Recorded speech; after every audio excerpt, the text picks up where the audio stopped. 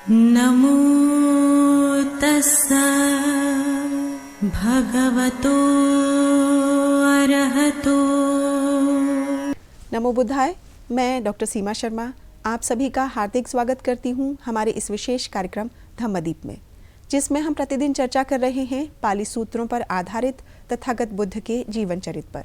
तो साथियों, पिछले भाग में हमने चर्चा की थी तथागत बुद्ध की हत्या करने हेतु राजा अजातशत्रु द्वारा भेजे गए कुछ सैनिक विफल हो जाते हैं।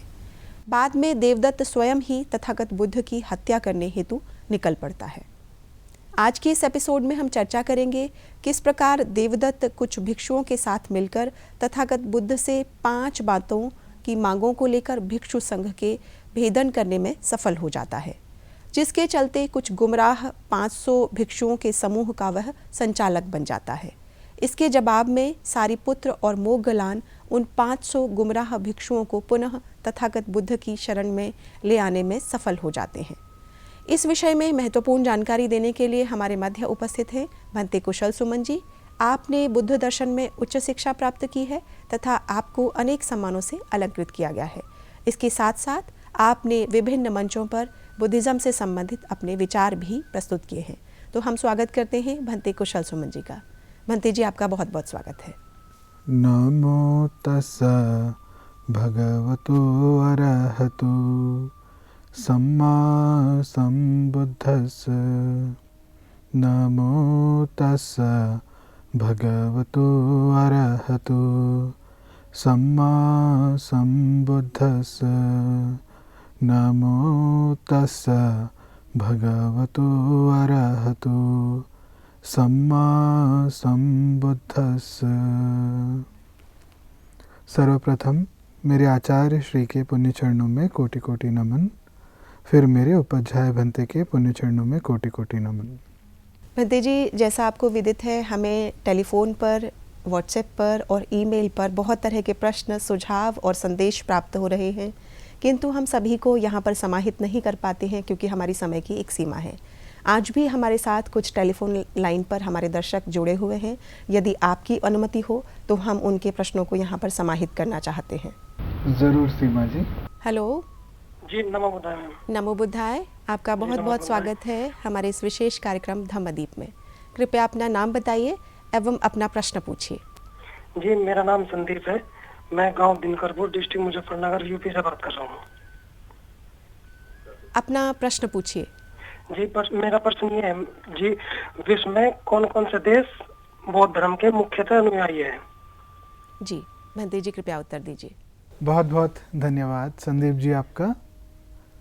सबसे पहले मैं आपको बताना चाहूँगा, बौद्ध परंपरा में 3 मुख्य परंपराएं आज के समय में जीवित हैं।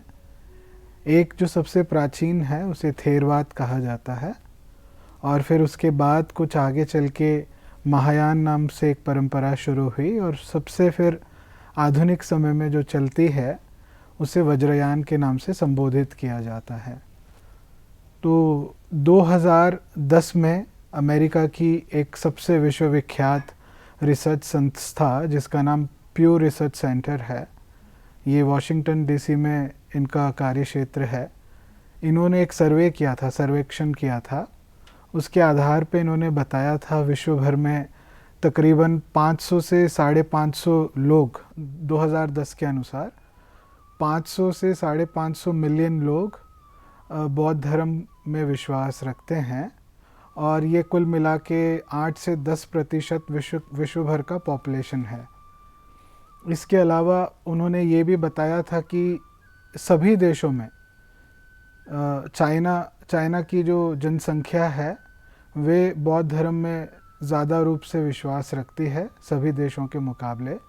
चाइना के अलावा बाकी जो देश हैं, खास करके जो थेरवाद परंपरा में विश्वास रखते हैं, उनमें से एक म्यांमार है, श्रीलंका है, थाईलैंड है, लाओस है, कंबोडिया है।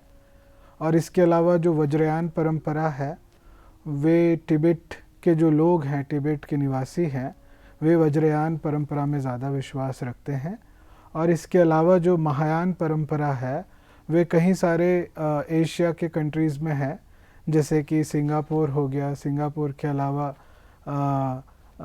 जापान, कोरिया, हांगकांग, इस प्रकार के अनेक देश हैं जो महायान बुद्धिज़्म में अपना विश्वास रखते हैं। आशा करता हूँ संदीप जी आपको मैंने आपके प्रश्न का उत्तर दे दिया है। नमो बुद्धाय। बंटी जी, आपका बहुत बहुत धन्यवाद इस महत्वपूर्ण जानकारी के लिए। संदीप जी, आपका भी बहुत बहुत धन्यवाद। आपने एक महत्वपूर्ण प्रश्न इस कार्यक्रम के माध्यम से पूछा। हम आशा करते हैं और भी दर्शक इसी तरह से हमसे प्रश्न पूछते रहेंगे और इस कार्यक्रम से जुड़े रहेंगे। बंटी जी, आपने टेलीफोन के माध्यम से पूछे गए प्रश्न का बहुत सरलता से उत्तर दिया। एक प्रश्न मैं यहाँ पर व्हाट्सएप से आया हुआ ले रही हूँ, जिसे विभिन्न दर्शकों ने कई तरह से हमसे पूछा है। वे जानना चाहते हैं तथागत बुद्ध की हत्या के लिए देवदत्त द्वारा जो नालागिरी नामक हाथी, जंगली हाथी उन पर छोड़ा गया था, यह क्या प्रकरण था? कृपया हमारे दर्शकों को इसकी संबंध में जानकारी प्रदान करें। बहुत बहुत धन्यवाद आपका सीमा जी। हमारे एक दर्शक हैं जो नालागिरी हाथी से जुड़ी घटना है उसके विषय में जानना चाहते हैं। जैसे कि कल के एपिसोड में हमने चर्चा की थी, देवदत्त ने जब राजा अजातशत्रु ने कुछ सैनिक भेजे थे तथागत बुद्ध की हत्या करने हेतु, वे विफल हुए तो देवदत्त ने क्रोधित होकर स्वयं निश्चय किया, निर्णय लिया कि वे स्वयं तथागत की हत्या करेगा। इसके चलते देवदत्त ने तथागत के ऊपर पत्थर से फेंककर उनकी हत्या करने की भी कोशिश की थी, जिसमें वे विफल रहा। फिर बाद में देवदत्त ने राजगृह के एक जंगली हाथी जिसका नाम नालागीर था, नालागीर को तथागत बुद्ध के ऊपर छोड़कर उनकी हत्या करने का प्रयास किया। तो वे घटना इस प्रकार है, देवदत्त राजगृह के एक महावत के पास जाता है, क्योंकि उस समय तथागत बुद्ध राजगृह में उपस्थित थे, विराजमान थे। तो वहाँ के एक महावत के पास जाके कहता है, तुम्हारा जो ये हाथी है नालागीर, ये बहुत प्रख्यात है मनुष्यों की हत्या करने के लिए, तो क्यों ना तुम जब तथागत बुद्ध इस राजगृह की गलियों से गुजरें, क्यों ना तुम तथागत बुद्ध के ऊपर अपना नालागीर हाथी छोड़ दो। इसके बदले में जो तुम चाहोगे मैं तुम्हें वो दूंगा, क्योंकि मैं राजा का मित्र हूँ और बहुत प्रभावशाली हूँ। मैं चाहूँ तो तुम्हारा औहदा भी बढ़वा सकता हूँ। तो वे महावत लालच में आ जाता है और लालच में आके स्वीकार कर लेता है, मान लेता है कि वे तथागत बुद्ध की हत्या करने में देवदत्त का मदद करेगा, सहायता करेगा। अब अगले दिन तथागत बुद्ध राजगृह में हमेशा की भांति भिक्षाटन के लिए आए थे अपने कुछ भिक्षुओं के साथ। जब तथागत राजगृह की गलियों से गुजर रहे थे तो महावत ने देख लिया कि तथागत अपनी भिक्षुओं के साथ आ रहे हैं। तो वे महावत ने अपने हाथी नालागीर को तथागत की ओर इशारा करते हुए खोल दिया, छोड़ दिया। दूर से ही ये जो हाथी था, इसने तथागत को देखते ही अपनी सूंड खड़ी कर ली, पूंछ और कान भी खड़े कर लिए और तेज़ी से भागने लगा तथागत की ओर। जैसे जैसे ये तथागत की करीब पहुंच रहा था हाथी, भिक्षुओं ने तथागत से अनुरोध किया, निवेदन किया, तथागत ये जो जंगली हाथी है ये काफ़ी प्रख्यात है मनुष्यों की हत्या करने के लिए और ये आप ही की ओर तेज़ी से बढ़ता आ रहा है, तो क्यों ना आप कुछ समय के लिए थोड़ा साइड हट जाए। तथागत उन भिक्षुओं को जवाब देते हुए कहते हैं, ये संभव नहीं कि कोई व्यक्ति या कोई जीव तथागत की हिंसा के माध्यम से प्राण ले ले। तुम लोग मत डरो। और दोबारा तीसरी बार भी वे भिक्षु तथागत से निवेदन करते हैं और तथागत वही उत्तर देते हैं। अब ये हाथी तथागत के करीब पहुंच रहा था तेज़ी से और तथागत ने अपनी मैत्री की तरंगों से उस हाथी को प्रकंपन किया, उसको शांत किया। और जैसे जैसे वे हाथी तथागत के करीब पहुंच गया, तथागत ने जैसे ही वे तथागत के करीब पहुंच गया, पहुंच के वहाँ पे आके रुक जाता है। तो तथागत ने उस हाथी के मस्तक पे अपना सीधा हाथ रखा और रख के कहते हैं कि हे हाथी, ये शोभा नहीं देता कि तुम एक तथागत की क्रोध के कारण हत्या करो। ऐसे करने से तुम्हें दुर्गति प्राप्त होगी, तो क्यों ना तुम ऐसा करो कि जिससे तुम्हें सद्गति प्राप्त हो। और तथागत की ये वाणी सुन के वे हाथी तथागत के चरणों से जो मिट्टी थी वो उठा के अपने मस्तक पे डालता है, तथागत को नमन करता है। नमन करके जहाँ से आया था वहाँ पे लौट जाता है। ये जो वारदात होती है, राजगृह के जो उपासक होते हैं जिनको तथागत के प्रति अपार श्रद्धा थी, इस घटना के बाद उनके हृदय में और श्रद्धा बढ़ गई। तो ये थी घटना इस नालागिरी हाथी से संबंध के विषय में। मैं आशा करता हूँ हमारे दर्शक को उनके मैंने प्रश्न का उत्तर दे दिया है। नमो बुद्धाय। अब समय हो चला है अपने आज के मुख्य विषय की ओर बढ़ने का। हम अपने मुख्य विषय पर आ रहे हैं। आज का विषय है किस प्रकार देवदत्त कुछ भिक्षुओं के साथ मिलकर तथागत बुद्ध से 5 बातों की मांगों को लेकर भिक्षु संघ का भेदन करने में सफल हो जाता है, जिसके चलते कुछ 500 गुमराह भिक्षुओं के समूह का वह संचालक बन जाता है। इसके उत्तर में सारिपुत्र और मोग्गलान उन 500 गुमराह भिक्षुओं को पुनः तथागत बुद्ध की शरण में ले आने में सफल हो जाते हैं। इस विषय पर कृपया हमारे दर्शकों का मार्गदर्शन करें भंते जी। बहुत बहुत धन्यवाद आपका सीमा जी। दर्शकों, कल के एपिसोड में हमने चर्चा की थी किस प्रकार देवदत्त अनेकों रूप से तथागत बुद्ध की हत्या करने का प्रयास करता है और उसमें विफल हो जाता है। उसके बाद फिर वे राजा अजातशत्रु पे दबाव डालता है, कुछ सैनिकों को भेज के तथागत की हत्या करवा दे, और उसमें भी सफल नहीं हो पाता। फिर वे नालागिर हाथी को तथागत बुद्ध पे छोड़ता है, उसमें भी सफल नहीं होता। और फिर गृहत्कुट पर्वत पे चढ़ के तथागत बुद्ध के ऊपर पथराव करता है, पत्थर फेंकता है, प्रयास करता है कि उससे तथागत की मृत्यु हो जाए, उसमें भी सफल नहीं होता। अब इतनी सारी असफलताओं के बाद देवदत्त प्रयास करता है कि क्यों ना वे तथागत बुद्ध का जो भिक्षु संघ है उसमें फूट डाल दे, उसमें भेदन करवा दे, उनका विभाजन करवा दे। तो इसी सिलसिले में देवदत्त 4 भिक्षुओं के पास जाता है। उनमें से एक का नाम होता है कोकालिक, दूसरे का नाम होता है कटमोरक तिस्स, और एक का नाम होता है खंडेय पुत्र, और एक का नाम होता है समुद्रदत्त।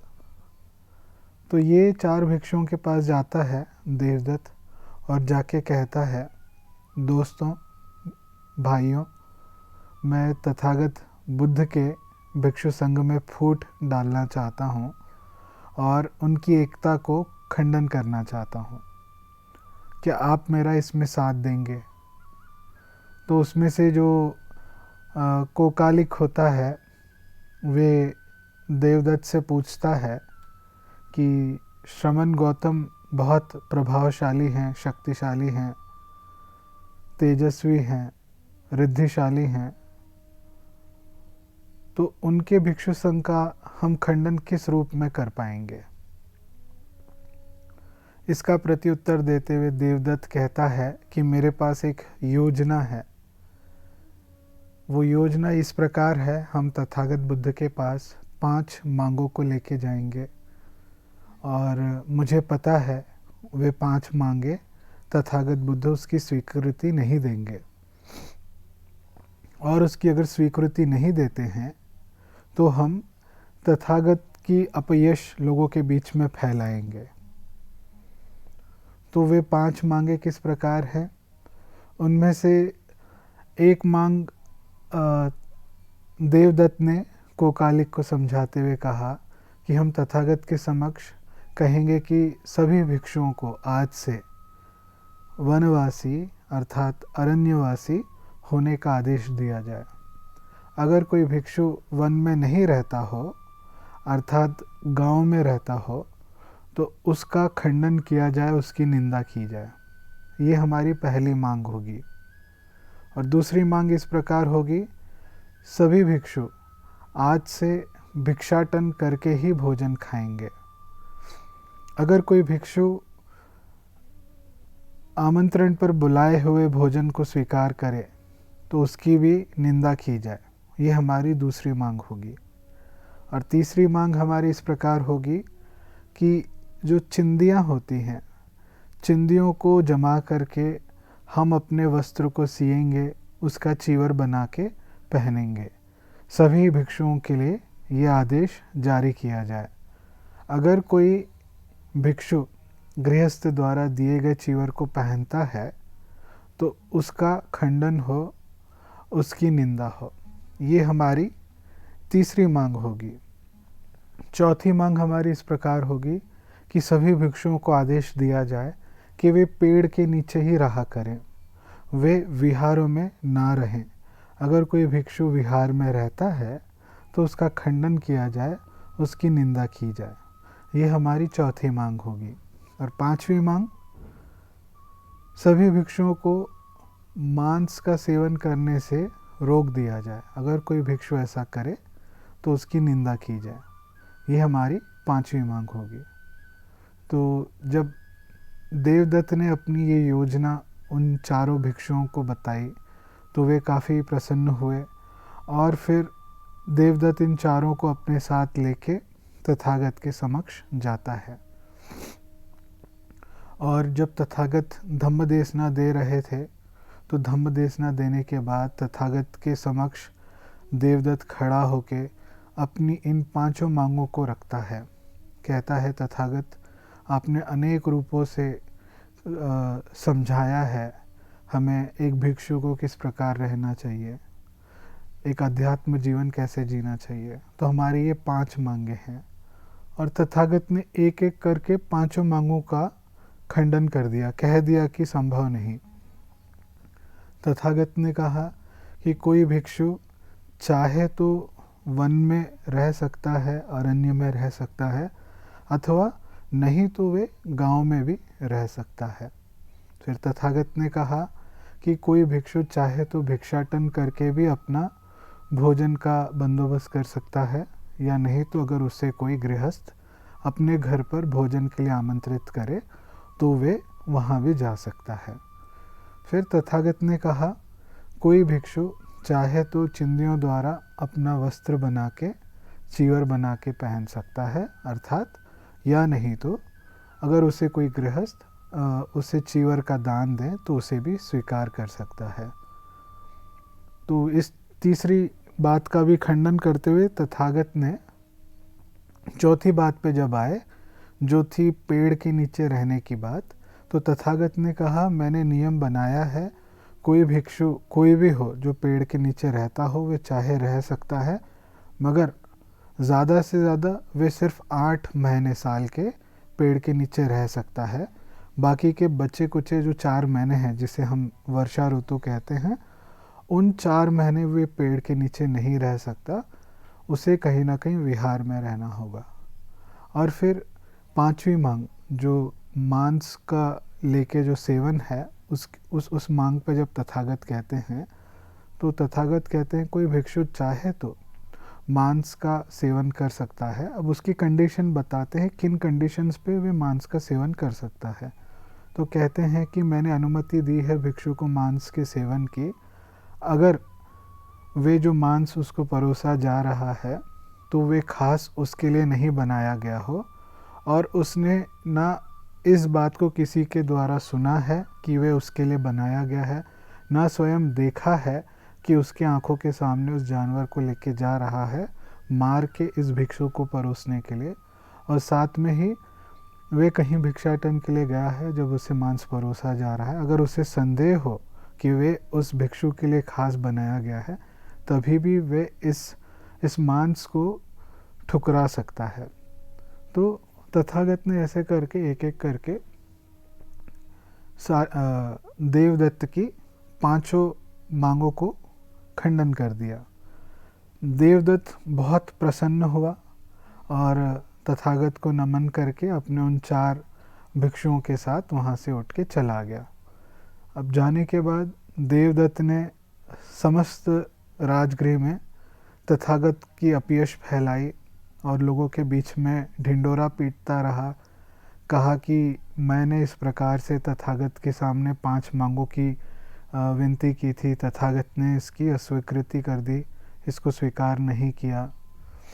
और जो नए नए उपासक थे जो तथागत में श्रद्धा रखते थे, वे जानते थे कि ये देवदत्त जो है हमेशा तथागत को परेशान करते रहता है, तो आज वे भिक्षु संघ में फूट डालने के लिए ये कर रहा है। और इस घटना की चर्चा जब भिक्षुओं तक पहुंची और अन्य भिक्षुओं तक पहुंची, तो उन्होंने ये बात की, इस वारदात की सूचना तथागत तक पहुंचाई। जब तथागत तक ये बात की सूचना गई तो तथागत ने देवदत्त को बुलवाया और देवदत्त से पूछा कि क्या तुम इस प्रकार का ढिंडोरा पीट रहे हो सारे राजगृह में? तो वे उत्तर देता है, देवदत्त कहता है जी हाँ। तो तथागत पूछते हैं क्यों ऐसे कर रहे हो? तो वे अब खुला एकदम तथागत के सामने कहता है कि मुझे आपके भिक्षु संघ में फूट डालनी है, इसीलिए मैं ऐसा कर रहा हूँ। तो तथागत उसे समझाते हुए कहते हैं, ऐसा मत करो देवदत्त, जो कोई भी तथागत के भिक्षु संघ में फूट डालने की कोशिश करता है, उसका विभाजन करने की कोशिश करता है, वे बहुत अकुशल कर्म कमाता है। मरने के बाद उसे अविची नरक लोक में उत्पन्न होना पड़ता है। और साथ ही कहते हैं, अगर कोई जो भिक्षु संघ है उसमें फूट पड़ी है, अगर उस भिक्षु संघ को दोबारा से एक करता है, जोड़ता है, तो वे बहुत कुशल कर्म कमाता है। मरने के बाद उसे सद्गति प्राप्त होती है। इस घटना के बाद अब एक समय आनंद हमेशा की भांति राजगृह में भिक्षाटन के लिए निकले हुए थे। तब देवदत्त उन्हें दूर से देखता है, उनके करीब पहुंच के कहता है आनंद से कि आज से मैं तथागत बुद्ध के जो भिक्षु संघ है उससे मैं अलग होता हूँ, और मैं जो उपोसत की विधि है और अन्य संघ के जो अन्य विधि विधान होते हैं, आज से मैं उसको सेपरेटली प्रैक्टिस किया करूँगा। आज से मैं आप लोगों के संघ में शामिल या सम्मिलित नहीं होने वाला। और ये घटना होने के बाद आनंद तथागत के पास जाते हैं, जाके कहते हैं और सारी वारदात की सूचना देते हैं। तो तथागत ने कहा कि जो अच्छे लोग होते हैं वे हमेशा अच्छा ही करते हैं, अच्छे लोग बुरा नहीं कर सकते, और जो बुरे लोग होते हैं हमेशा बुरा ही करते हैं, अच्छे लोगों द्वारा कभी बुरा नहीं होता। और इस घटना के बाद देवदत्त जब अगला उपोसत होता है, अगला उपोसत में जाता है, भिक्षु संघ में नहीं जाता, वे जहाँ पे भिक्षु होते हैं उनके बीच में जाके मतदान के लिए अपील करता है। भिक्षुओं से कहता है कि मैंने तथागत के समक्ष ये 5 मांगे रखी थी, तथागत ने एक एक करके मेरी 5 मांगों को ठुकरा दिया। जो भिक्षु उनको लगता है कि मेरी ये 5 मांगे सही हैं और मेरे समर्थक हैं, तो वे मेरे साथ चलें। उस समय उस भिक्षु संघ में वैशाली के 5 नए भिक्षु थे, जो नए नए भिक्षु बने थे। उन्हें लगता है देवदत्त जो कह रहे हैं वो सही है, और वे देवदत्त का साथ देते हैं। और देवदत्त इन 500 भिक्षुओं को अपने साथ लेके गयासीस चला जाता है। तो इस प्रकार देवदत्त ने उन 500 भिक्षुओं को गुमराह करके गयासीस की ओर बढ़ चला। इस घटना की वारदात की सूचना सारिपुत्र और मुगलान ने तथागत से कही, तो तथागत ने सारिपुत्र से मुगलान से पूछा, क्या तुम्हें उन 500 भिक्षुओं पे करुणा नहीं आती? तो सारिपुत्र और मुगलान ने जवाब दिया, जी ज़रूर आती है, वे भी हमारे भिक्षु भाई हैं। तो तथागत उन्हें कहते हैं, सारिपुत्र और मुगलान से कहते हैं, वे भिक्षुओं के बर्बाद होने से पहले ही उन 500 भिक्षुओं को दोबारा तुम ले आओ। तथागत के इस आदेश का पालन करते हुए मुगलान और सारिपुत्र वहाँ से निकल पड़ते हैं, राजगृह से गयासीस की ओर प्रस्थान करते हैं। इस वारदात को होता हुआ देख वहाँ पे एक भिक्षु होता है, वे तथागत के करीब आ जाता है और रोने लगता है। तथागत पूछते हैं उस भिक्षु से, क्या हो गया, तुम क्यों रो रहे हो? तो वे कहता है कि आपने अपने 2 मुख्य शिष्यों को, सारिपुत्र और मुगलान को, देवदत्त के यहाँ भेजा है। हो सकता है कि वे देवदत्त के शिष्य बन जाएं।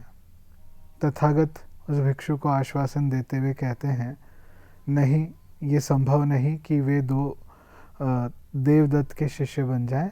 इसकी संभावना पूरी है कि वे जितने भी 500 भिक्षु गए हैं देवदत्त के पीछे, उन गुमराह भिक्षुओं को दोबारा लेके आए।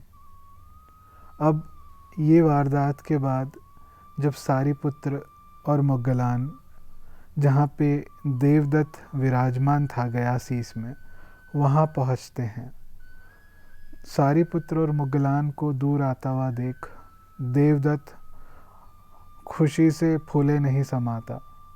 तो वे उन 500 भिक्षुओं से कहता है, देखो मेरी प्रसिद्धि, देखो मैं किस प्रकार से धर्म देशना देता हूँ। जो ये तथागत बुद्ध के 2 मुख्य शिष्य हैं, सारिपुत्र और मुगलान, ये भी मेरी शरण आ गए हैं। और फिर जब ये बात देवदत्त उन 500 भिक्षुओं से कर रहा था, तो उस समय जो कोकालिक होता है, वे देवदत्त को कहता है कि थोड़ा संभल के, हो सकता है कि ये दोनों जो हैं हमारे लिए घातक साबित हों, सारिपुत्र और मुगलान। तो देवदत्त कोकालिक से कहता है, घबराओ मत, तुम इन दोनों का स्वागत करो। और जैसे ही सारिपुत्र और मुगलान देवदत्त के करीब पहुंचते हैं, तो देवदत्त अपने आसन से उठकर उनको बैठने के लिए एक आसन देता है, दोनों को एक एक आसन देता है, सारिपुत्र और मुगलान को। और इसके बाद सारिपुत्र और मुगलान अपने आसन पे बैठ जाते हैं। देवदत्त जिस प्रकार तथागत बुद्ध देशना देते थे अपने भिक्षु संघ को, उसी प्रकार से देवदत्त कॉपी करता है तथागत बुद्ध की, और देर रात तक धम्म देशना देता है उन 500 भिक्षुओं को। जब थक जाता है धम्म देशना देते हुए, तो वे सारिपुत्र से कहता है देवदत्त कि ये जो भिक्षु संघ है, अभी भी ये एकदम तंदुरुस्त है, इनको फुर्ती से भरा हुआ है, इनको अभी भी नींद नहीं आ रही, क्यों ना तुम इन भिक्षु संघ को तुम धम्म देशना दो, तब तक मैं कुछ समय के लिए आराम कर लेता हूँ। देवदत्त ने जब ऐसा कहा तो सारिपुत्र ने कहा, ठीक है, तुम सो जाओ मित्र। और फिर जब देवदत्त सो जाता है, तो सारिपुत्र ने और मुगलान ने दोनों ने मिलके उन 500 भिक्षुओं को तब तक धम्म देशना दी, तब तक जब तक कि उनमें से एक एक करके सारे श्रोतापन नहीं बन गए। जैसे ही वो 500 भिक्षु सारे के सारे श्रोतापन बन गए, तो सारिपुत्र ने कहा कि अभी जैसे ही वे 500 भिक्षु एक एक करके श्रोतापन बन गए, तो सारिपुत्र ने अब उन 500 भिक्षुओं से कहा कि बस अभी हम दोनों जा रहे हैं तथागत के पास, हम वहीं से आए थे, हम वहीं जा रहे हैं, तथागत हमारे शास्ता हैं। तुम में से जिस किसी को हमारे साथ चलना है हमारा साथ दे सकता है। तो सारिपुत्र और मोग्गलान उन 500 भिक्षुओं को वहाँ से लेके राजगृह की ओर आ जाते हैं। अब इतने में कोकालिक जो होता है वे देवदत्त को नींद से उठाता है, कहता है देखो मैंने तुम्हें पहले ही कहा था कि तुम सारिपुत्र और मोग्गलान पे विश्वास मत करो। अब उसका नतीजा देखो, ये दोनों उन 500 भिक्षुओं को दोबारा तथागत की शरण ले गए हैं। इस प्रकार से जब ये वारदात हो जाती है, सारिपुत्र और मोग्गलान तथागत के पास पहुंच जाते हैं इन 500 भिक्षुओं को लेके, तो सारिपुत्र तथागत के सामने एक प्रस्ताव रखते हैं। कहते हैं क्योंकि ये 500 भिक्षुओं ने संघ में क्योंकि ये 500 भिक्षुओं ने देवदत्त का साथ दिया और संघ में विभाजन हुआ इसके बाद, तो इन 500 भिक्षुओं को इसी प्रकार से दोबारा स्वीकार नहीं किया जाए संघ में, इनका दोबारा से इनको प्रबज्जा दी जाए, इनको दोबारा से भिक्षु बनाया जाए। तो तथागत कहते हैं कि नहीं, ऐसा नहीं करना चाहिए, बस इतना करो कि इन 500 भिक्षुओं से पश्चाताप इनको अपना महसूस हो, बस इनसे एक वचन ले लो कि दोबारा इस प्रकार से ये नहीं करेंगे। अब इस घटना के बाद तथागत पूछते हैं सारिपुत्र से और मोग्गलान से, जब तुम दोनों देवदत्त के पास थे तो वे किस प्रकार से इन 500 भिक्षुओं को धम्मदेशना देता था। तो सारिपुत्र ने, मोग्गलान ने बताया, तथागत जिस प्रकार से आप धम्मदेशना देते हैं वैसे ही देवदत्त इन 500 भिक्षुओं को धम्मदेशना दिया करता था। तो तथागत कहते हैं इसके प्रति उत्तर में, क्योंकि देवदत्त मेरी कॉपी करने की कोशिश कर रहा था, तो इसके फल स्वरूप, क्योंकि उसने तथागत की कॉपी की, इसके फल स्वरूप ये मरने के पश्चात दुर्गति में उत्पन्न होगा, अर्थात अवीची नरक लोक में उत्पन्न होगा। यहाँ तक जितनी मैंने आपको कहानी बताई पिछले 3 एपिसोड से देवदत्त के संबंध में, ये सारी कहानी हमको मूल सूत्र पिटक में मिलती है। तथागत की इस घोषणा के बाद, जहाँ पे तथागत कहते हैं कि देवदत्त मरने के बाद दुर्गति में उत्पन्न होगा, अर्थात अविची नरक लोक में उत्पन्न होगा, इतना ही तथागत कहते हैं। मगर इसके अलावा जो कमेंट्रीज हैं, कमेंट्रीज से हमको आगे की जानकारी मिलती है कि देवदत्त किस रूप से आखिर के समय में उसकी मृत्यु होती है। कमेंट्रीज में बताया गया है कि धरती फट जाती है और देवदत्त उस धरती में समा जाता है और फिर वहाँ से अवीची नरक लोक में पहुँच जाता है। तो ये घटना हमें मूल सूत्र पिटक में नहीं मिलती, ये घटना सिर्फ हमें कमेंट्रीज में मिलती है। तो दर्शकों, मैं आशा करता हूँ आपको ये जो देवदत्त से दी गई जानकारी है आप लोगों को रोचक लगी होगी। तब तक के लिए आप सबका भला हो, मंगल हो। नमो बुद्धाय। भवतु सर्वमंगलम, भवतु सर्वमंगलम, भवतु सर्वमंगलम। सबका भला हो, सबका मंगल हो, सबका कल्याण हो। सुखी हो, सुखी हो, सुखी हो। भंते जी, आपका बहुत बहुत धन्यवाद इस रुचिकर जानकारी हेतु। प्रिय दर्शकों, आज के इस विशेष कार्यक्रम में इतना ही। अब समय हो चुका है आज के कार्यक्रम को यहीं विश्राम देने का, लेकिन इससे पूर्व आपको बताते चलें, आपके मन में कोई भी प्रश्न हो या कोई जिज्ञासाएं हो या कोई संदेश आप हमें भेजना चाहते हैं तो हमारा व्हाट्सएप नंबर है 9639010109। आप हमें ईमेल भी कर सकते हैं। हमारी ईमेल आईडी है subharatibuddha@gmail.com। तो आशा करते हैं आप अपनी जिज्ञासाओं को दबाएंगे नहीं, बल्कि हमारे इस कार्यक्रम का हिस्सा बनकर अपनी जिज्ञासाओं का निवारण करेंगे। तब तक मैं डॉक्टर सीमा शर्मा भंते कुशल सुमन जी के साथ आपसे विदा लेती हूँ। कल इसी समय आपके सामने पुनः उपस्थित होंगे। नमो बुद्धाय। नमो तस्सा भगवतो अरहतो